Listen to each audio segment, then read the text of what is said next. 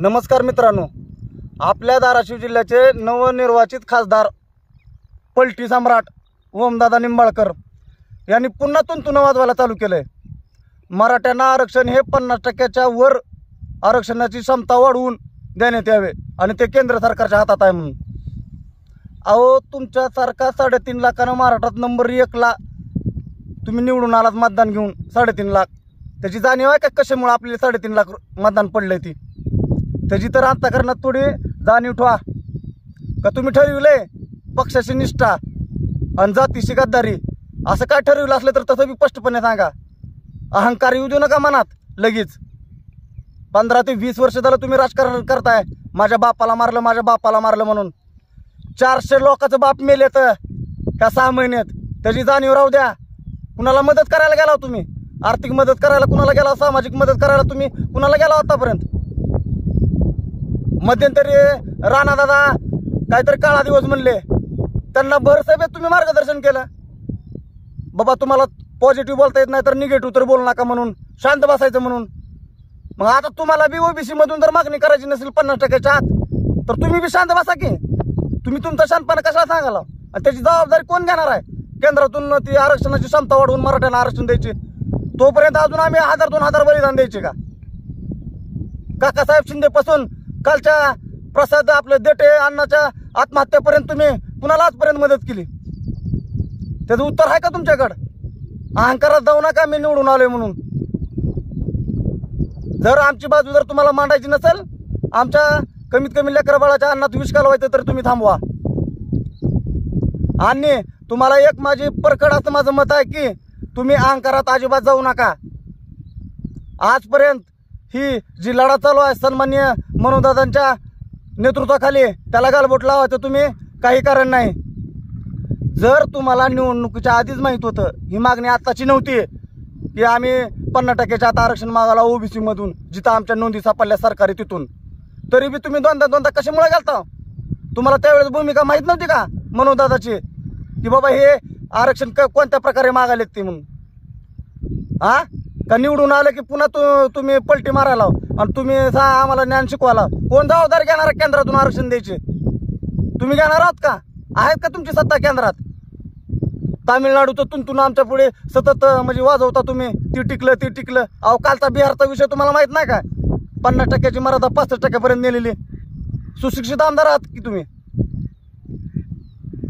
असा विपर्यास करू नका। आमच्यात मतभेद निर्माण करायचं काम करू नका तुम्ही। जनता सुज्ञ आहे। तुमच्यासोबत फिरणाऱ्या सुद्धा मी बगर बच्चांना सगळ्याला सांगतो, तुम्ही अजिबात तुमची जोपर्यंत भूमिका स्पष्ट होत नाही तोपर्यंत तुम्ही मराठा आरक्षणावर कुठेही वक्तव्य करायचं नाही। सकल मराठा समाज धाराशिव आणि महाराष्ट्राच्या वतीने तुम्हाला सांगतो मी। कशामुळे तुम्ही पुन्हा त्या आरक्षणाच्या विषयावर बोलून आमची दिशाभूल करायचा प्रयत्न करत आहात? आपलं काम भागलं की वेगळं वक्तव्य, काम व्हायच्या आधी वेगळं वक्तव्य, ही खुडीलपणा करून टाका। लय तुम्ही धाराशिव जिल्ह्यात आजपर्यंत विकास केलाय, म्हणून धाराशिव जिल्हा दारिद्र्य रेषेखाली 3 नंबरला आहे।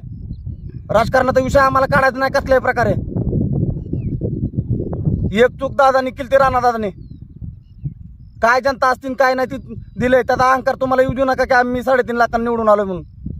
अजिबात नाटकं करायची नाही ती कोणी सुद्धा। कशा प्रकारे सगळे ओबीसी नेते एकत्र यायलेत आणि मराठ्याच्या अन्नात विष घालवायचं काम करायलेत हे तुम्हाला देखील चांगलं माहित आहे। मग का तुम्ही त्यांना राजकारणाची गरज नाही, त्यांना निवडून यायची गरज नाही, मग तुम्हाला सगळ्या मराठ्याच्या नेत्याला निवडून यायची गरज आहे का? आणि राजकारण करायचं का तुम्हाला खानदानी कंटिन्यू? अहो, मराठा मुस्लिम मतं आणि इतर काही मतं त्याच्यामुळे तुम्ही निवडून आला हे तुम्हाला आज उघड सांगतो मी। आणि त्या कैला दादाची जरा प्रतिमा चांगली आहे, कारण तो शेतकऱ्याचा लिकूर आहे, हाडामासाचा कार्यकर्ता आहे म्हणून त्यांच्या प्रतिमेवर तुम्ही निवडून आलेला आहो आणि आमच्या मराठ्याच्या जीवावर तुम्ही निवडून आलेला आहो हे तुम्हाला उघडपणे सांगतो। राजकारण सातत्यानं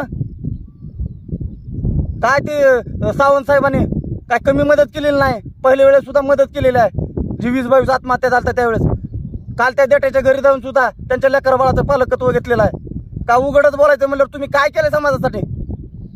तुम्ही 4दा म्हणता मी लोकसभेत म्हणणं मांडलं, तुमची एकदा डिअरिंग झाली ना आमच्यासाठी म्हणायची की ओबीसी मधून आरक्षण भेटलंच पाहिजे म्हणून। काय द्यायलंय शासन?